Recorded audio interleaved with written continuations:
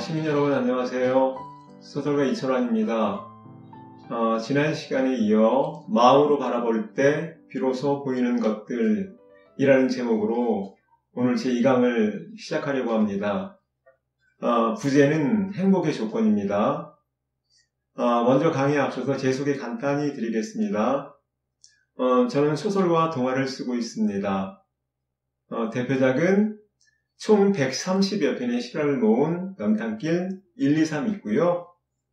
위로라는 작품이 있습니다. 그리고 어떻게 사람의 마음을 얻을 것인가라는 작품도 있고요. 그리고 마음으로 바라보기라는 작품도 있습니다. 그리고 올해 장편 소설이 출간되고요. 제목은 아직 정하지 않았습니다. 지금까지 총 25권의 책을 냈고요. 한 가지 양해 말씀 부탁드리겠습니다.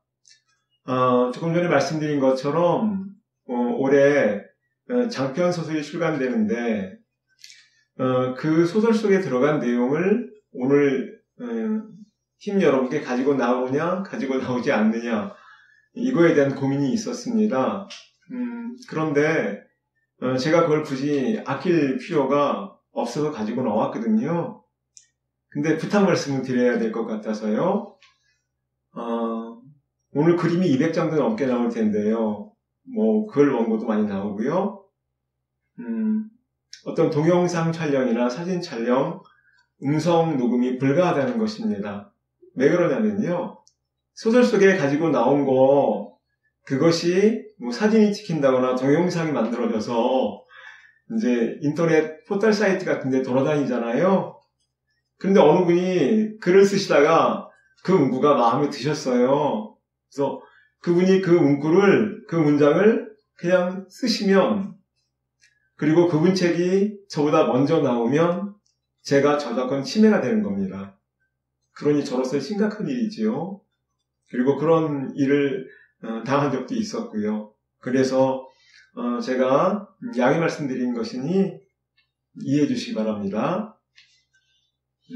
신간에 넣을 글과 그림이라서 이제 출판권과 저작권이 걸려 있어요. 오늘 소개되는 모든 그림은 제가 그린 그림입니다. 한 200장 넘게 나올 거고요.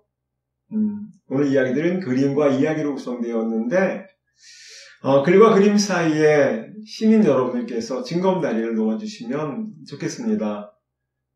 이 이야기에서 왜 저 그림이 나왔을까? 이렇게 질문을 던지시면서 아마 보시는 재미도 있으실 거예요. 제 1막 시작하겠습니다. 마음으로 바라볼 때 비로소 보이는 것들이란 표제가 떴고요. 부제 행복의 조건이 떴습니다. 제 1막입니다. 사람은 무엇으로 감동하는가? 라고 나왔습니다. 사람은 무엇으로 감동할까요? 감동이란 말도 있고 공감이란 말도 있지요. 그 말은 차이가 있습니다. 감동은 말 그대로 마음이 움직이는 걸 말하는 거죠. 누군가의 뺨 위로 눈물을 흘러내리게 한다거나 마음을 뭉클하게 하는 것만을 감동이라고 하지 않습니다. 마음이 움직이는 것 그것 자체를 감동이라고 하죠. 근데 감동과 조금 다른 것이 있어요. 공감이요. 공감은 무엇일까요? 공감의 사전적 정의는 다음과 같습니다. 타인의 감정이나 의견, 주장에 대해서 자기도 그렇다고 느끼는 것. 그게 공감입니다. 제가 하나의 이야기로 설명을 드릴 텐데요. 아주 오래전에 방문한 천사원이라는 곳이 있었습니다. 천사원에는 부모님의 도움을 보살핌을 받지 못하는 그런 많은 아이들이 사는 곳이었습니다. 어느 눈 내리는 날이었습니다. 천사원에 갔더니 아이들이 그 마당에서 눈사람을 만들고 있었어요. 아이들의 깔깔대는 웃음소리도 참 컸습니다. 여느 때와는 다른 풍경이었어요.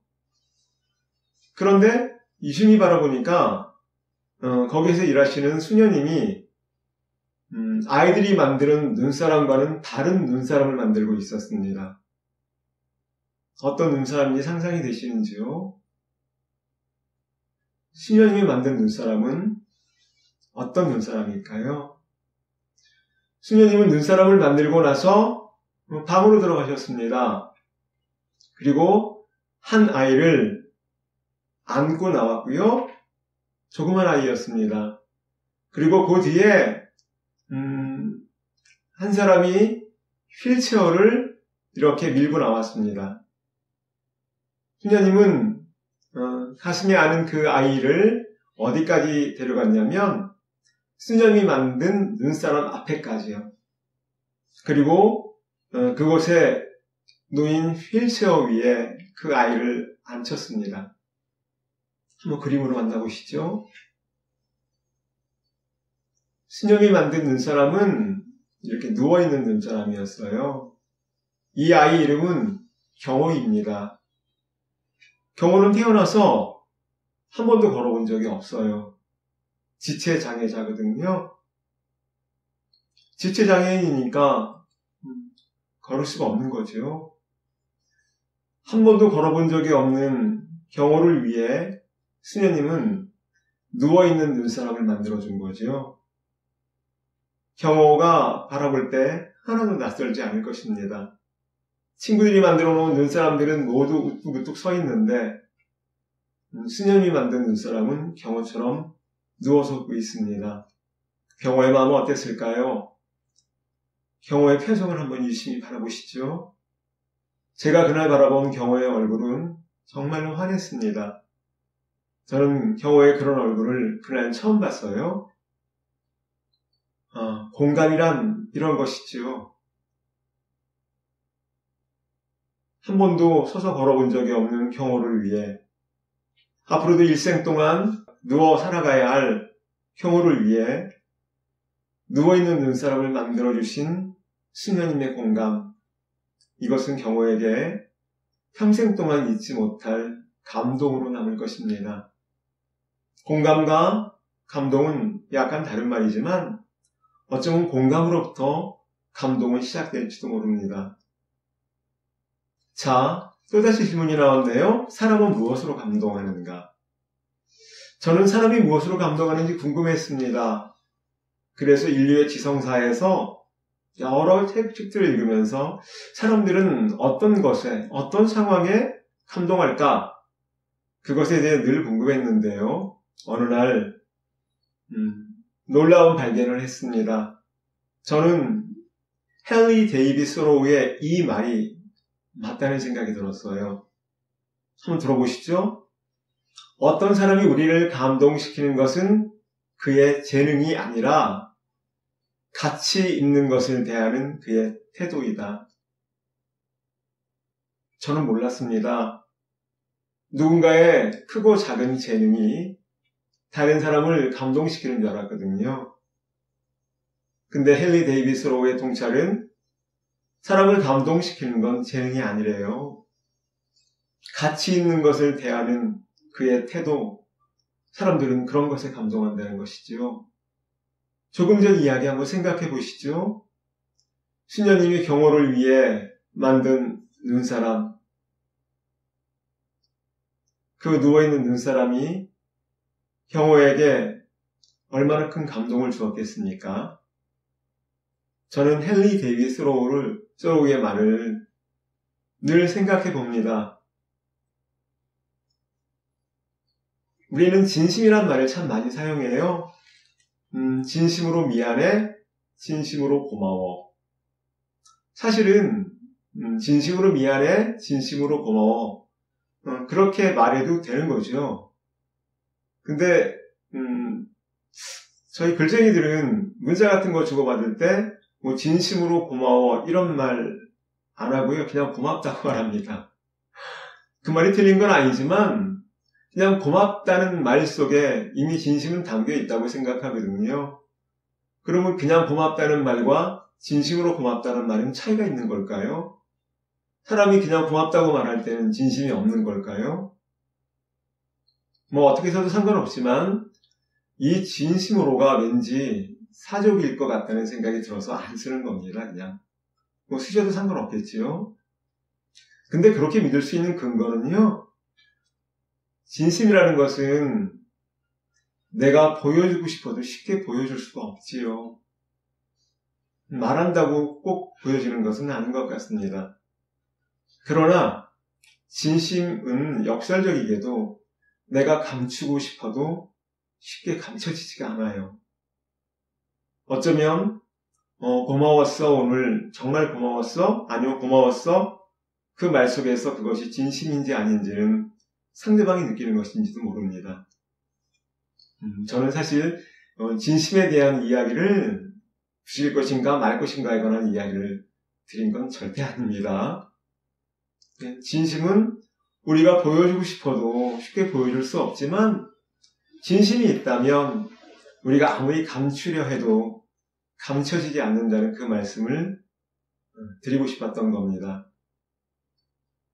다시 한번 보시죠. 어떤 사람이 우리를 감동시키는 것은 그의 재능이 아니라 가치 있는 것을 대하는 그의 태도이다. 그의 진심이다. 자, 저는 행복의 조건 하나를 말씀드리려고 합니다. 우리가 행복해지기 위해서 필요한 것들이 있죠. 그것이 돈이 될 수도 있고요. 재능이 될 수도 있고요. 인기가 될 수도 있겠습니다. 그런데 행복이 우리에게 요구하는 것도 있습니다. 우리가 행복해지기 위해서 행복이 우리에게 요구하는 것들이요. 저는 거기에 한번 중심을 적어보았습니다. 행복의 조건 하나네요. 가치 있는 것을 대하는 우리의 태도요. 우리가 행복해지고 싶다면 가치 있는 것을 대하는 우리의 태도가 있어야 한다는 거죠. 그것이 있을 때 우리는 더 행복한 사람이 될 가능성이 높다는 겁니다. 제가 그 이야기를 제1막, 제가 만났던 연극 배우 이야기를 통해서 들려드리겠습니다. 제1막 낭독을 할 거고요. 낭독할 글과 글이 있는데 그 사이에 그림들이 나옵니다. 그 글과 그림 사이에 징검다리는 우리 시민 여러분들께서 한번 놓으시면서 들으셨으면 좋겠습니다. 제1막 연극 배우 시작하겠습니다. 연극 배우인 후배를 만나기 위해 대학로에 있는 극단에 갔습니다. 후배는 동료 배우들과 함께 무대 아래에 마련된 테이블에 둘러앉아 대사 연습을 하고 있었습니다. 나는 텅 빈 객석 뒷자리에 앉아 후배의 대사 연습이 끝나기만을 기다렸습니다. 무대 위에 한 남자가 서 있었습니다.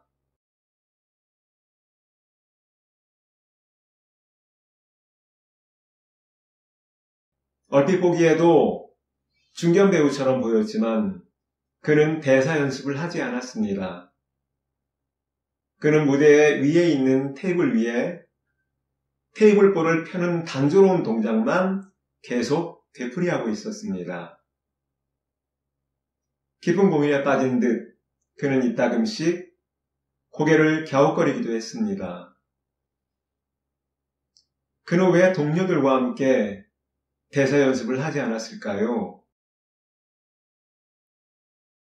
그가 왜 무대 위에 홀로 서서 그토록 단조로운 동작만 되풀이하고 있는지 궁금했습니다. 동료 배우들이 대사 연습을 마칠 때까지 그는 2시간이 넘도록 테이블보 펴는 동작만 계속했습니다.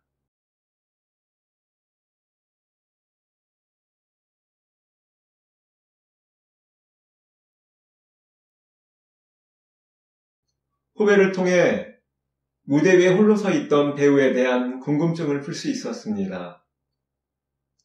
그는 연극 무대에서 청춘을 보낸 나름대로의 전성기를 누렸던 배우였습니다. 그러나 그 공연에서 그에게 주어진 대사는 한마디도 없었습니다. 그에게 주어진 배역은 오직 테이블 위에 테이블볼을 펴는 것뿐이었습니다. 테이블볼을 펴는 간단한 동작을 연기하기 위해 그는 2시간이 넘도록 같은 동작을 연습한 것입니다. 테이블볼을 어떤 방식으로 펼쳐야 가장 멋지게 펼칠 수 있는지 그는 고민했던 것입니다. 그 후로도 여러 날 동안 그는 내내 그것을 연습했을 것입니다. 전성기를 누렸던 중견 배우에게 대사 한마디 없는 배역은 얼마나 치욕이었을까요? 테이블볼을 펼치는 것만으로도 멋진 연기를 보여줄 수 있다는 그의 확신은 오랜 시간을 통해 얻은 깨달음이었는지도 모릅니다. 시시한 배우는 있어도 시시한 배역은 없다는 연극계의 유명한 전통을 그는 알고 있었던 것일까요? 때로는 자아를 버려야 진실을 만날 수 있다는 것을 그는 알고 있었는지도 모릅니다. 여러 날이 지난 뒤 후배의 공연을 보러 갔습니다. 테이블볼을 펼치는 연습을 하던 중견 배우가 무대 위로 나왔습니다. 그는 한쪽 어깨 위에는 넓은 테이블보가 가지런히 포개에 얹혀 있었습니다. 그는 관객을 향해 익살스럽게 웃고 나서 어깨 위에 있던 테이블볼을 양손 가득 힘껏 움켜쥐었습니다. 그가 서 있는 곳과 테이블의 거리는 결코 가깝지 않았습니다.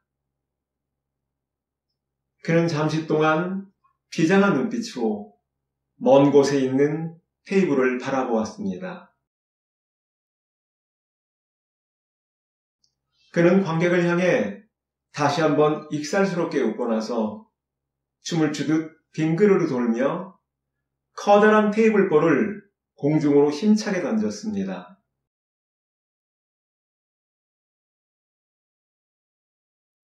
잠시 후 공중으로 날아간 테이블보가 테이블 위에 펼쳐졌습니다.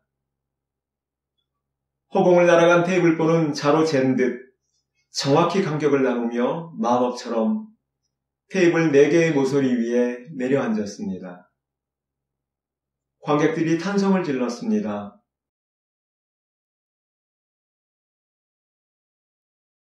잠시 후 그는 관객을 향해 익살스럽게 웃고는 무대 뒤로 사라졌습니다. 그의 뒷모습이 눈물겨웠습니다.